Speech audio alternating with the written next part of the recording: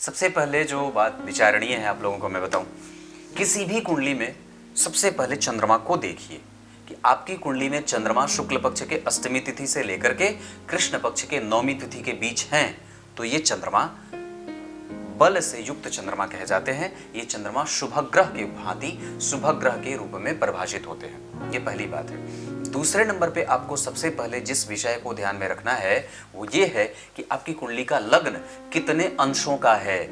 0 से 6 है, 6 से 12 है, 12 से 18 है, 18 से 24 है, 24 से 30 है।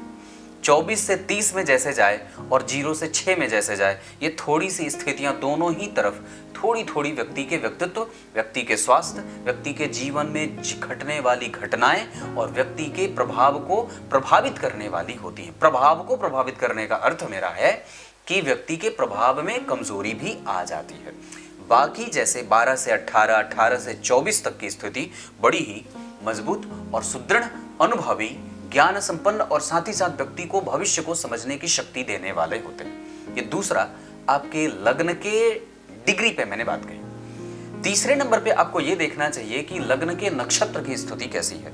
लग्न के नक्षत्र में कौन से ग्रह की स्थिति बनी है। जैसे आपका लग्न किस नक्षत्र का बन रहा है, लग्न की बात कर रहा हूं, लग्न के नक्षत्र के, चंद्रमा के नक्षत्र की बात नहीं कर रहा। लग्न के नक्षत्र की स्थिति कैसी है, आपको सबसे पहले यह देखना होगा कि लग्न के नक्षत्र के अधिपति क्या आपकी कुंडली में कारक ग्रह के रूप में उपस्थित हैं। ये बहुत छोटी बात नहीं है, बहुत मोटी बात है। और उसी के ही पैरेलली आपको यह भी देखना होगा कि चंद्रमा जिस नक्षत्र में बैठे हैं, मतलब जिस नक्षत्र में आपका जन्म हुआ है चंद्रमा में, उस नक्षत्र के अधिपति आपकी कुंडली के योग कारक या राजयोग कारक ग्रह के रूप में होते हैं क्या। अगर ये दोनों ही चीजें और दोनों ही ग्रह आपकी कुंडली में परस्पर मैत्री में आते हैं तो आपकी कुंडली राजयोगों की भांति परिणाम देने वाली और बहुत ही संतुलित परिणाम देने वाली होती है। ये बहुत ही छोटी बात नहीं, बहुत गंभीर और बहुत ही विचारणीय बात है। ये दूसरी के बाद तीसरी बात रही। इसके बाद आपको ये देखना होगा कि चौथे नंबर पे कि आपकी कुंडली में जो ग्रह लग्न में बैठा है, लग्न में जो ग्रह बैठा है आपकी कुंडली के लग्न में, मतलब ये वहां पे आपकी कुंडली में लग्न में जो ग्रह बैठा है वो नवांश कुंडली में किस भाव में बैठा है। इससे आपके व्यक्तित्व और इससे आपके स्वभाव और आप इससे अपने चरित्र और चिंतन को समझ पाते हैं। सामने वाले व्यक्ति के बारे में आप कुछ भी नहीं जानते तो उसके बारे में पता लगाने का ये सबसे आसान और बड़ा ही सरल तरीका है कि उस लग्न के जो केंद्र में लग्न है, उस लग्न में कौन से ग्रह की उपस्थिति है।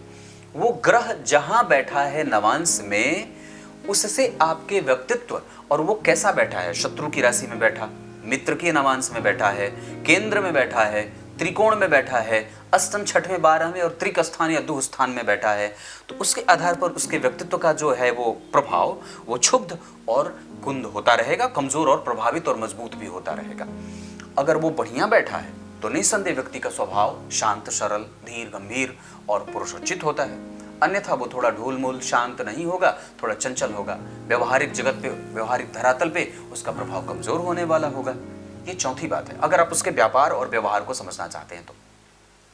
सबसे अंतिम बात मैं कहूंगा कि आपको अपनी कुंडली में, जन्म कुंडली में राजयोग कारक जो ग्रह बना रहे हैं, जैसे पंचम के अधिपति, चतुर्थ के अधिपति, धन के अधिपति, द्वितीय के अधिपति के अतिरिक्त लग्न के अधिपति, भाग्य भाव के अधिपति, इनकी स्थिति कहाँ है। ये क्या इन्हीं भावों में बैठे हैं, केंद्र में बैठ रहे हैं, या फिर कहीं दुष्चक्र में पिस करके अपना प्रभाव कमजोर कर रहे हैं। इन सबको देखने के बाद जब आपको लगे कि नहीं ये सारे ग्रह अच्छे बैठ रहे हैं और इतनी समानताएं बन रही हैं, तो यकीनन आपकी कुंडली मजबूती की तरफ अग्रसर हो जाती है।